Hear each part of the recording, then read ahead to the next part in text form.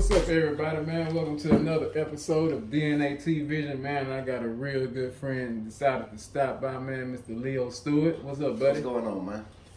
Man, glad you stopped by, the man, and drop a little wisdom with us, man. You went down in what year? I went down in 1995. And you came home when? In October 2009. That's what? I can't add that like fast. 15, like right at 15, 14 years and 10 months, something like that. How old were you when you went down? I was 16. Came home? Came home, I was 31. All your 20s. And Almost some of 20s. your teens. And some of my teens, yeah. Came home, you was 31. 31 years old. Yeah. Man. Yeah, that's with that, you know, with a new mindset. Man, you know, looking back, I can kind of see the timeline on how the crack era through the 90s, through the 1994 Bill Clinton crime bill, and how that affected, specifically in the 90s, the young black men, and you know, and how they just incarcerated us like on a massive level. I mean, especially in Texas. Texas has over 100 prisons, you know, private and public, you know. And when I was 18, I went to Clemens Unit. They had a youth offender program.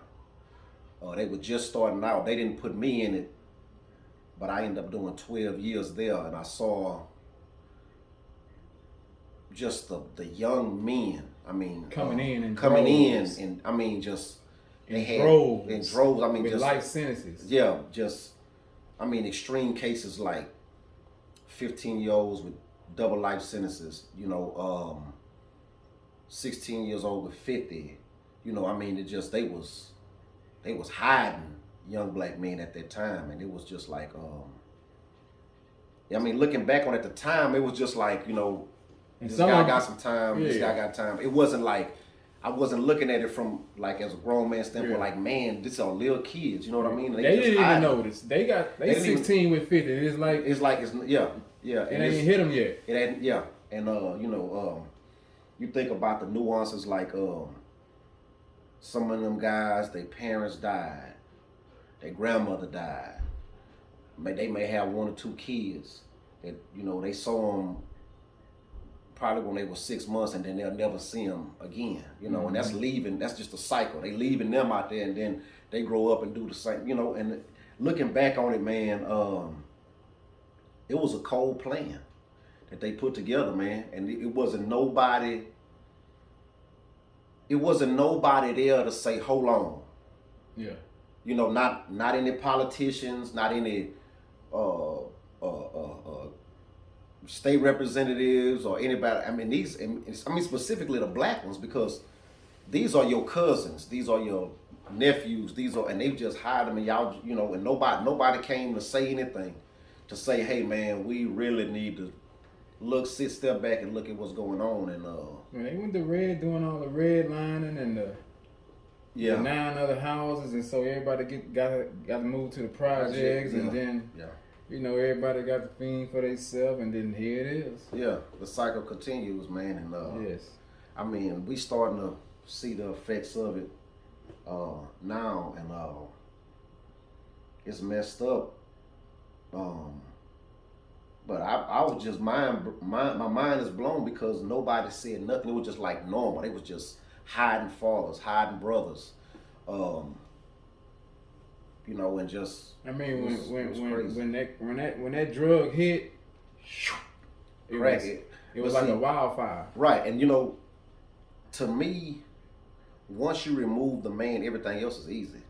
Oh yeah. I got the women in the, you know, they have the women and the children. Once you take the man out, the man is the resistance. Yeah, You're the one that's gonna say, hey man, hold on. A woman will be like, you know, most of the time, like, hey, if they have to depend on that housing, depend on assistance, you know, what other choice do they have? How you have some projects with just women and kids, and one of the rules is no men. Right. Really? And see, a lot of this conversation is just starting to happen. A lot of people, like Shahrazad Ali, and she made a speech in 1989. This got millions of views on YouTube and stuff like that. She talked about that like she went to the Urban League in Florida, and it was a bunch of women and children, and she said that she talked about it real bad because how you gonna say that men can't come here when you know them women done dealt with men that got a bunch of children? So it just don't make sense to have that male influence there in some capacity, but that goes right back to what we was talking about just now about young men being in the prison system, not having that male. They just and it's like killing a bunch of fishes with one stone. Yeah, killing because you 17 with 50 years and you left 2 kids in the world. Right. And it's just that's the cycle, and I, like I said, man, it just blew me away now as a grown man looking back. Like nobody was there to offer any kind of resistance to say, hold on, man, it's something wrong. We need to back up. How you gonna give somebody? I'm talking about some of these guys had non-violent crimes. Like they had some of them had dope cases, or somebody may have got caught with a gun a couple of times, and they just like, okay, 25. Child molesters wasn't even getting that kind of time. Prison reform. Prison reform, stuff like that. I mean, it was crazy. It's evident to see looking back that it was a plan, and it was all orchestrated to do what it did, So man, it's a beautiful thing to look back on, boy, what we used to do and to where we at now. When you look at your son, what you see? Man, when I look at my son, man, I say when I look at him, I just say I wish I had the influence that he have in my life when I was younger. I feel like if I don't have any money, if I don't have any material to give him, he just want me to be there. I mean, we could go throw rocks in the water. I mean, he just want me there. The presence of me being there is what makes a difference, and I'm just gonna try to do that. Like I say, even if I don't have no money or anything to give him, I could just give him my presence. So how you raising him? Like, is it a little different than you did, or? Oh yeah, man. You strict? Not strict? I'm strict on him. On certain things, or what? I try to balance letting him be a boy at 6 years old, and kind of keeping the reins on him, like not letting him get too far, and letting them get that discipline, because I know that you can attest just like I can that my mama had the discipline side down, boy. I mean, like that part, but there was no guidance. After the whooping, it was just you do that, you get a whooping, you get tore up, and then that was it. And that's the part that a lot of our mothers, specifically back in that time, they knew how to whoop, they knew how to discipline, knew how to take stuff, but they just didn't know how to give guidance. And that's why I say I let my son, some things that he do, I contributed to him. He's just a boy. I gotta let him be that boy. But some things I have to say, hey, hold on, don't do that, because this will happen, And sometimes I say, son, don't do that, and he do it, and he hurt himself. I say, see? Yeah. See, I told you. I say, that's why you don't do that. That's why I tell you certain things you can't do, certain things you can. And I let him have a full range of emotions. I let him be mad. There's nothing wrong with him being mad. If he mad, okay, man, why you mad? I'm mad because of X, Y, Z, Dad. Or if he's sad, I say, son, why you sad? And he'll say, I'm sad because of X, Y, Z. And then when he tell me, I can give him feedback on what it's like to be a man that I didn't get at his age. You can't be mad that somebody don't let you play with their toy. That's theirs. You can't, you can't hit the little girl because you're stronger than her. You can't do that. Yeah. And it's just stuff like that, and I just keep saying stuff over and over, till he get in his mind. But I just want him to have, that guidance, not just the discipline, but to guide him and show him, Yeah. Talk to him after that. Yeah, talk to him after, yeah. So, your father experiences, did you had to piece that together yourself, or did you learn? Cause that's a good question, man. And I remember I had read something one time, and I never forgot it. I was locked up. It was in a magazine or something, and a dude say, "Man, I didn't have a father, so I tried to father myself." And I just never forgot. And I thought about it. I said, "Man, that's kind of, it's simple, but it's like, how do you have to learn?" But being a young black man, you don't have room for error. You know, whereas, you know, there's been cases to where a young white kid may do something like be drunk and hurt a family, drive behind, or we have to give him a chance. He number 17, he number 16, he just made a mistake. Yeah. We don't get that grace. He got that spoiled rich disease. Yeah. We don't get that grace. You know, we animals. No you know room for error. No, we don't have no room for error. They don't have no sympathy. And like the last time I told you, when I remember, I think I was on holiday. I think I may have been like 17 or something. And it was a black lady, and I was going through sociology, and she was like, "Do you have any tattoos?" And, you know, they ask you all the questions, you know, where you from, and all that stuff. And she just looked at my file. She said, "Man, I'm just trying to figure out. I'm looking at your file. I don't know why they gave you that much time." And I was like, "I don't know either."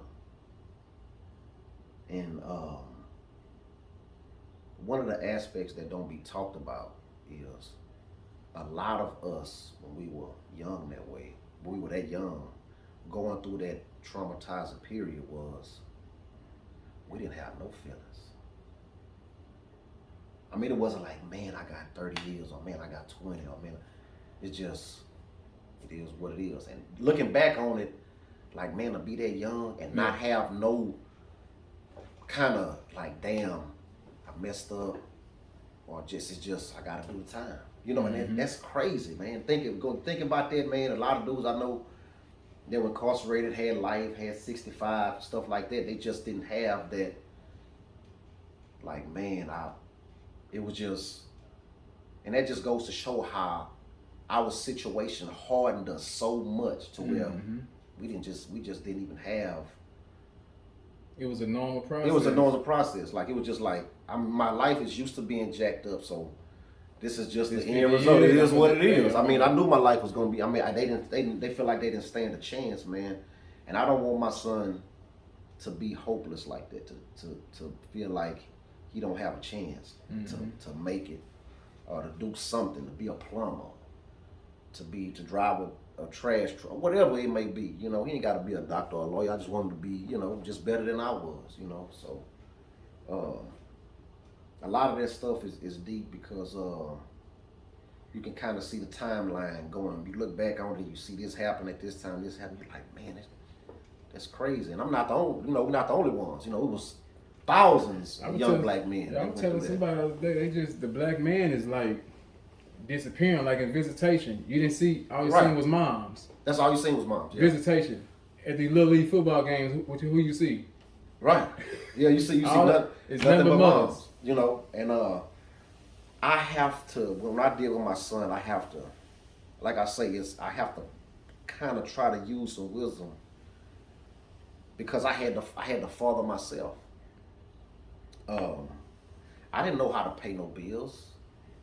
I didn't know, you know, we talked about last time how when I got out of prison, in my mind, when it came to a woman, I was still 16. I didn't know how to talk to a woman or deal with a grown woman. You 30 years old, but you're thinking about your ex-girlfriend. She 30 years old too, though.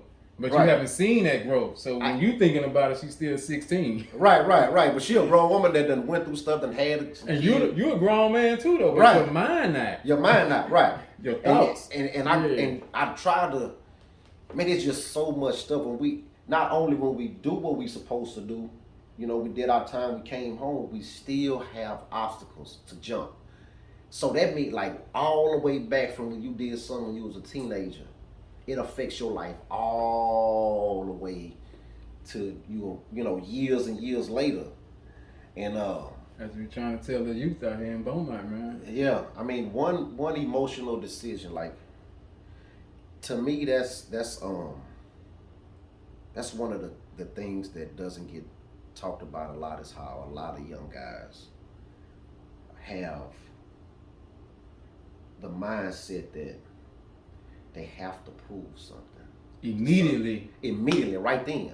Not that, okay, I'm with my woman, I gotta protect my woman. Not nothing like that. It's just that nigga was looking at me. And you risking a life sentence because somebody looked at you crazy. You know what I'm saying? And it just on the emotional whim, they just do something and it costs them their life, it costs them the life of their kids. But when, like I said, when you take that father out of them, and it break the spine in half. Yeah, you take the head, I mean, everything else is easy, you know, and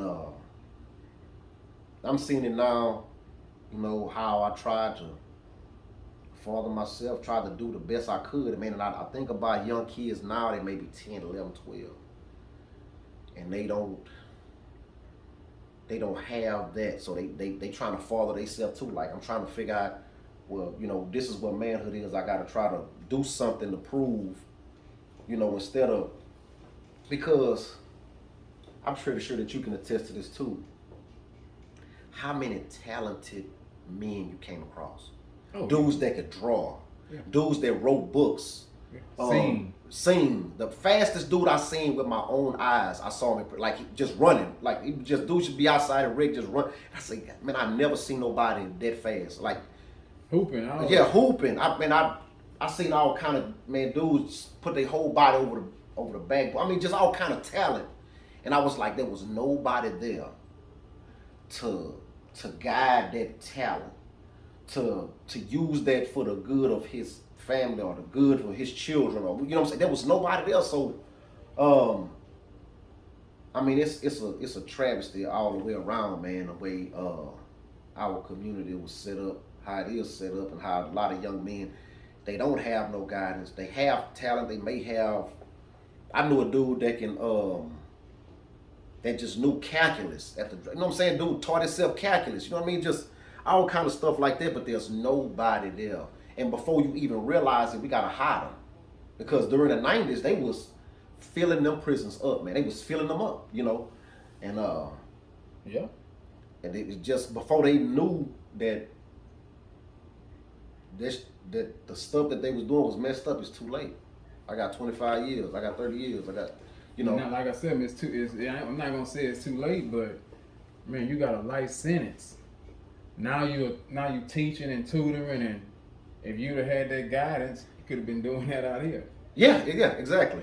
You know what I'm saying? Yeah, and there was a guy I remember. His name was Anthony.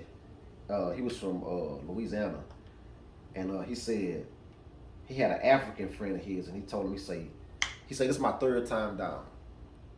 He said, an African told me the second time I got, he said, man, why do you keep going to prison? He said, it's nothing that you can do there. He said, but if you was a homeless man living under a bridge, you could get up and say, man, you know what, I'm tired of this, I'm gonna do something with my life. He said, you can't do that in prison.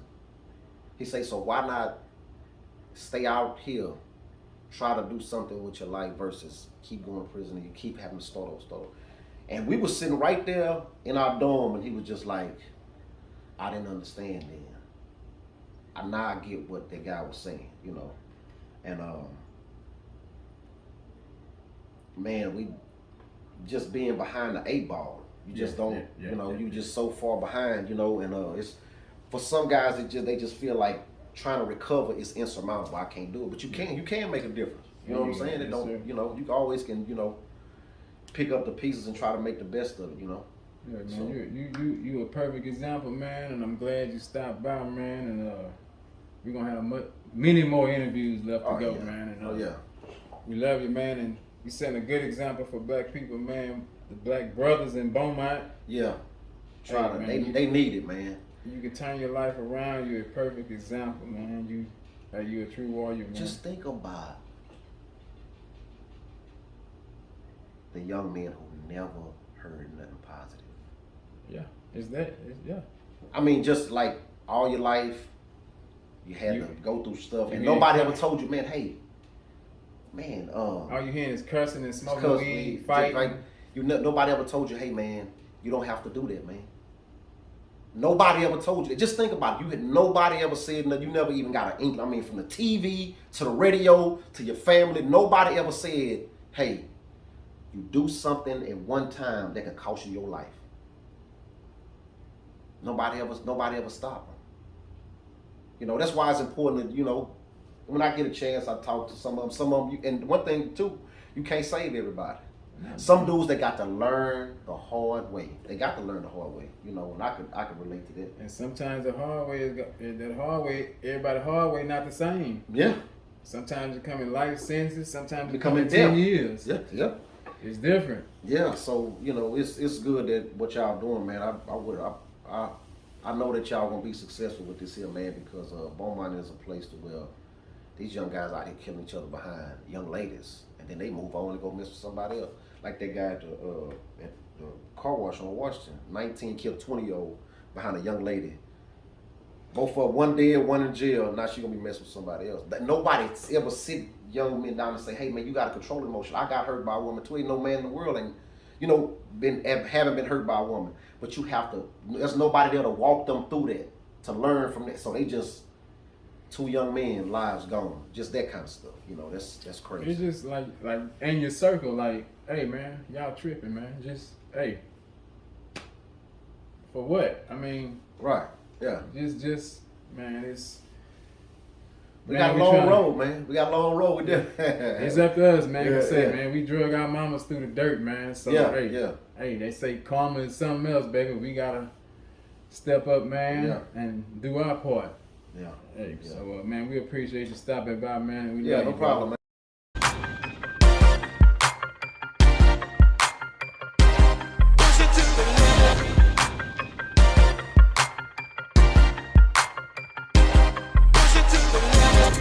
Miami, important.